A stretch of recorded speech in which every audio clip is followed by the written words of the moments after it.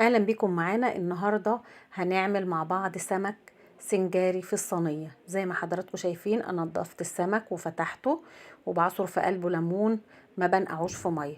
انا جهزت الحاجه بتاعتي: جزرايه كبيره مبشوره، 4 حبات طماطم ضربهم في الخلاط، معايا 4 حبات شطه مقطعاهم، معايا خضار، معايا حبايتين طماطم مقطعاهم، معلقه توم كبيره، معلقه شطه كبيره مفرومين، بصلتين مقطعاهم حلقات زي ما حضراتكم شايفين، ومعايا ليمون.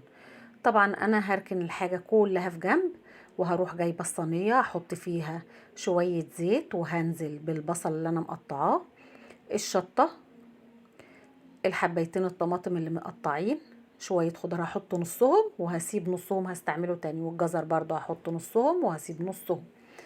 الطماطم 4 حبات طماطم ضربهم في الخلاط، هنزل عليهم بمعلقة توم ومعلقة شطة مفرومين، وهقلبهم كويس في الطماطم وهركنهم هنستعملهم دلوقتي مع بعض. معايا ملح، فلفل، كمون، شطة ناشفة.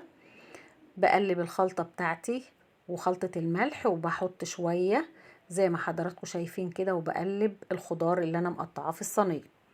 بعد كده هحط السمك على الخضار وبفرده انا فاتحه للاخر زي ما حضراتكم شايفين كده. بعد ما نضفته نظبط الخضار تحته، وبعد كده الخلطة بتاعة الطماطم والثوم والشطة المفرومة وبقية البهارات والملح هحطها، هقلبها، وبعد كده بحط معلقتين زيت على السمك وبعصر ليمون، وبعد كده الخلطة بتاعة الطماطم اللي احنا مجهزينها مع بعض هنزل بيها على السمك زي ما حضراتكم شايفين، وبنزل ببقية الخضار.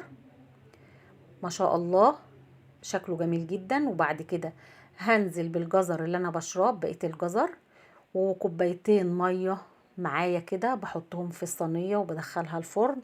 استوت ما شاء الله. دي النتيجه زي ما حضراتكم شايفين. هنغرف السمك مع بعض زي ما حضراتكم شايفين. بسم الله ما شاء الله، وجبه مشبعه. ما تنسوناش في اللايك والشير والاشتراك. اشوفكم على خير ان شاء الله.